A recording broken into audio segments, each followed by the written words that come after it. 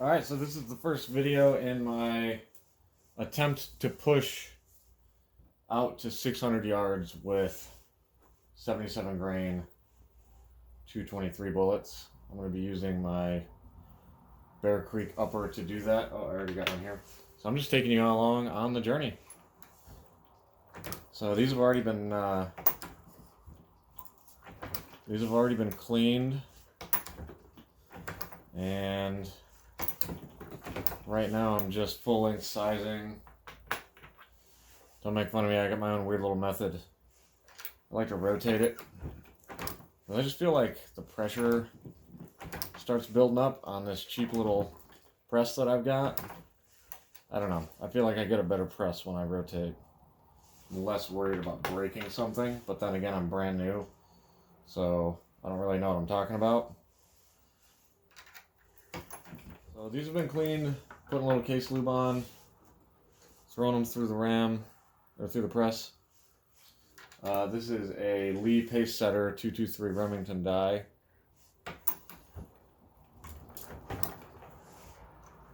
And we're gonna load these up with some Shooter's World AR Plus powder. Probably 19.5 grains. We're gonna put in Sierra Match King 77 grain. And we're gonna try to send those out to 600 yards. In this video, it'll just be me loading up. Try to talk to you about what I'm doing while I go. So if you're a brand new reloader, maybe you'll learn a thing or two. If you're an experienced reloader, you can tell me your tips or advice if I'm doing something weird. Let me know. So let me go get a rag, and I'm going to clean the lube off of these cases, and then we'll try moving on. So these have been fired through two different ARs, which means it's kind of difficult to zero on one type of brass and know for sure which rifle it came out of in terms of chamber size. But I'm getting a, I don't know if you can see that. I'm getting like an 8 to 9 thousandths shrink on the outside diameter of the necks, which seems like a lot to me. I don't feel like I need that much. Some of the 7 thou. That was a 9 thousandths shrink. I don't know why there's so much variance, like 9 thousandths, 7 thousandths. I mean, 2 thousandths isn't a ton, but I feel like it shouldn't be that much. If you know anything about what's going on there, or if it's too much, let me know. I don't know, it just seems like a lot of neck sizing to be happening. And I'm not measuring headspace. I probably should check headspace to see if the full length die is pushing that neck back very far. But I don't know, it just seems like it'll wear the brass out faster. So maybe let me know if there's some way to change that. I mean, I know you can change head spacing by how far you seat the die in the press. But in terms of actual neck sizing, is there any way to control that, or do you have to buy a different die? So I'm gonna wipe the lube off of these cases, and then we're gonna trim neck length. So if you're just getting started with the Lee ball cutter, don't just screw it in there and assume it's the correct length.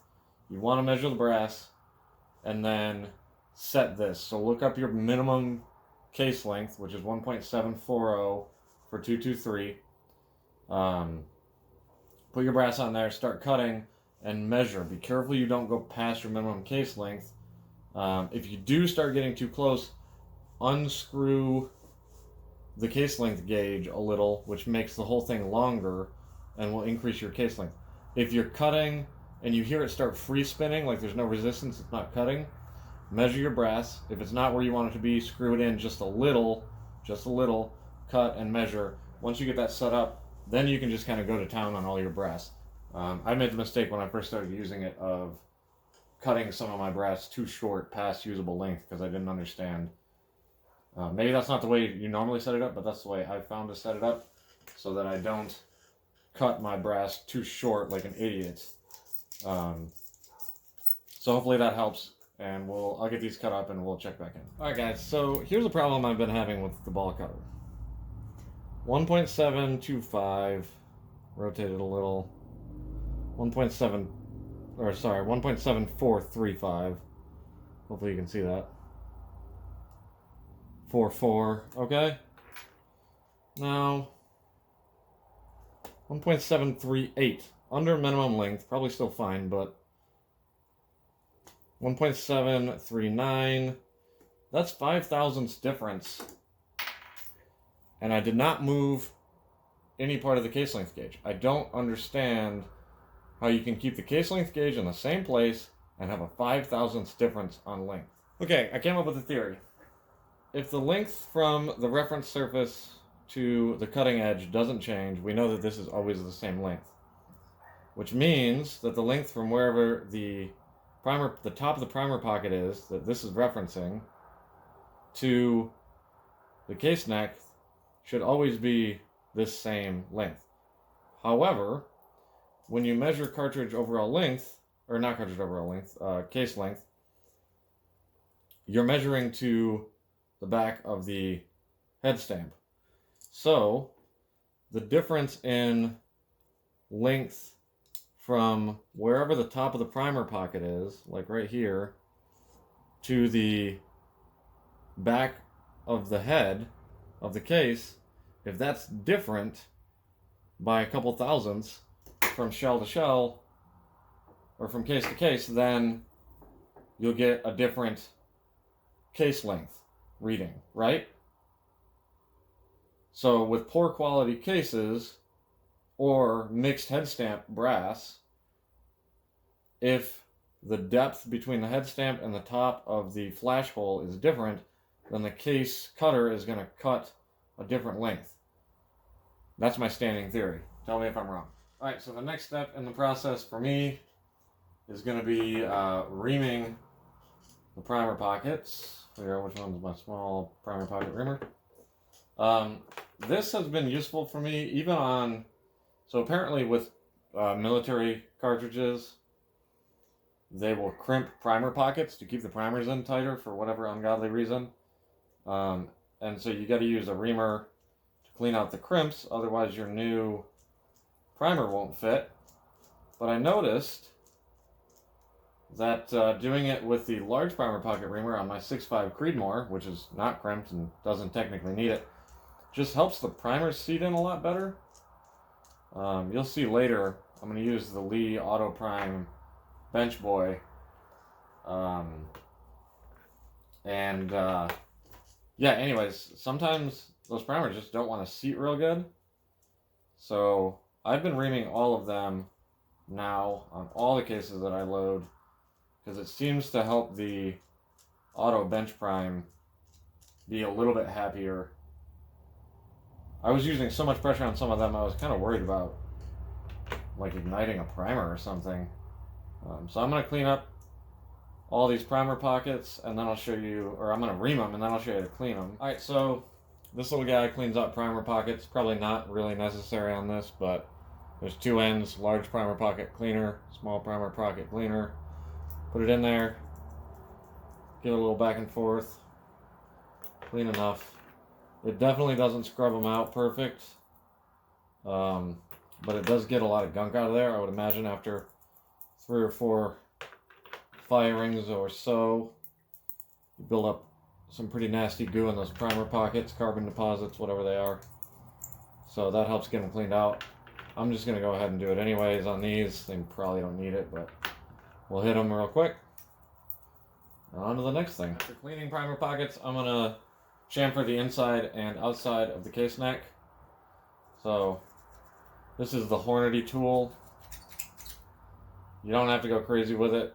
I mean, brass is not that hard, and steel's a lot stronger, so all it takes is a quick spin on the outside edge, good spin on the inside edge to clean up any burrs that might have formed during case neck trimming, because that case neck trimmer kind of chews up the top edge of the brass, and when you're seating your new bullets, you don't want any of those jagged copper or brass burrs to catch the copper jacket.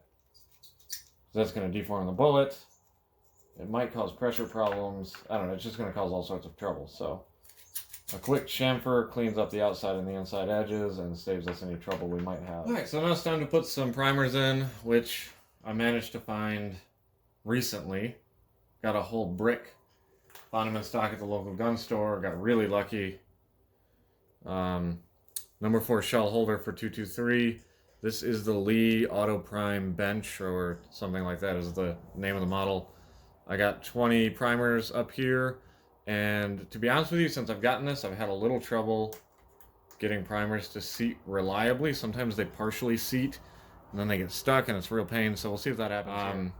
It definitely takes more force to get a primer seated than I had thought. There's not one in there yet. So, I don't know if you can see in there. There's no primer in there yet. You gotta like move it forwards. This plastic rail comes forwards, picks up a new primer. If there are primers to be picked up, you gotta turn it on first. So there we go. Now one just dropped in. So we can put the shell in now. It seems to me that the best way to tell whether or not you fully seated the primer. Ta-da! Well, you can pull it out. You want to check and make sure it's fully seated, but because it's kind of hard to tell while you're seating in here, you can't see what's happening in here. Pay attention to the lever, and when you get a good seat, you'll see how far down the lever comes, because sometimes they slide right in with almost no force, and sometimes they take a ton of force. So pay attention to how far that lever comes down, and then watch this plastic piece up here. That comes forwards to the same spot every time when you get a full seat. So watch this guy come forwards. And there was no primer there because I didn't feel any resistance. Why is it not loading? Ah, there we go. I had to push it forward a little. There we go. Now one dropped in. Sorry. So anyways, watch this plastic piece here. Comes up, basically flush with the front of the shell holder. And then it's seated. So if you're pushing your primer in and this plastic thing doesn't come all the way forwards, then you probably know you got to add a little more pressure to get that primer seated. There it goes. And we're seated. So I'll prime the rest of these and not bore you to death. We're going to load some powder in here now. And I'll just take you through how I'm doing it. 19.5 grains was my choice for 77 grain projectile, which isn't even on here.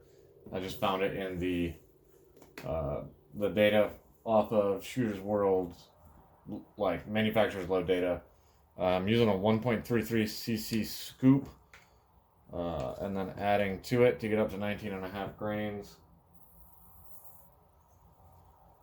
18.8. If you lift up your powder and set it back down and make the scale remeasure it, it works better because it doesn't want to continually update the information on the scale. I'm at 19.4. It's bouncing between 19.4 and 19.6. So I'm going to consider that good. Put my cartridge in there. Or case, I guess. And then my trick that I've been doing is to immediately top it with a bullet. So I know that the case has been charged. And I'm just going to keep on keeping on. So 19.5 grains again. Taking it to 600 yards, but I don't need it to scream out of the gun. It's already overgassing my rifle, so I don't really need to charge it up anymore. I need an adjustable gas block, but don't have that yet. So we're going to send this, and let me get the rest of these charged, and then we'll seat the bullets. All right, so we got all of the cases charged at 19.5 grains, or as close as I could get. Bullets loosely fit to the top so that I know they're charged. Now we're going to get set up to measure overall length. I'm going to use the overall length gauge from Hornady that measures a little bit more reliably. Whoops, I got that on there, terrible. Measures a little more reliably than measuring to the tip. I'm going to back this off just a touch. I'm pretty sure it's just set from last time. And we're going to send this bullet home. This is the bullet seating die out of my Lee pace setter. Not a lot to it really. Seat, pull it back out. Make sure nothing felt weird, looks weird, everything appears just fine. Make sure you guys can see that. Yep, you can. Everything felt good, everything looks good. Let's measure. So we're looking for 1.854, which was my last load, and that worked great, so we're going to stick with it. Looks like maybe we went a little too deep here. 1.851. So we're going to back the die out even more. Try to make sure they're somewhat straight going up into the seating die. I don't know if that makes a difference or not. I also don't know if it makes a difference if you rotate them. I doubt that it does, but 1.854, 1.855, rotated a couple times, 1.855. I hold the base of the cartridge against the flat spot on the fork here. Make sure it goes in straight, 5.4, 5.5, and then I kind of rotate it. Rotate the cartridge, 5.4, 5.4. I'm gonna go ahead and leave it like that. You can get different seating depths based on how hard you push the RAM up after it's seated. So let's see.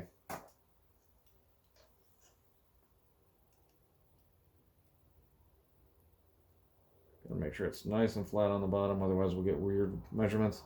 8.55. I'm okay with that.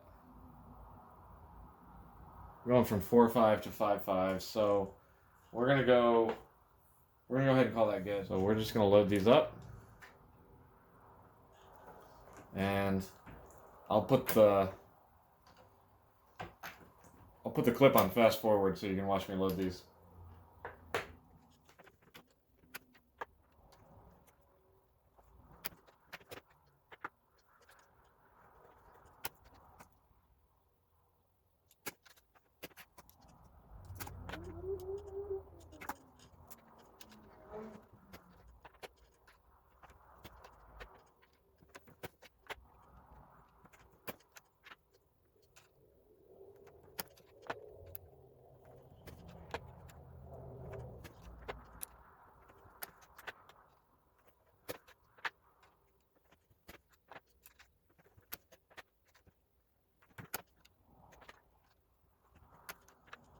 Alright, so I'm going to sample a couple of these and see what's up, see how far off we are. That one's a thou longer than the one I zeroed on. Fine by me.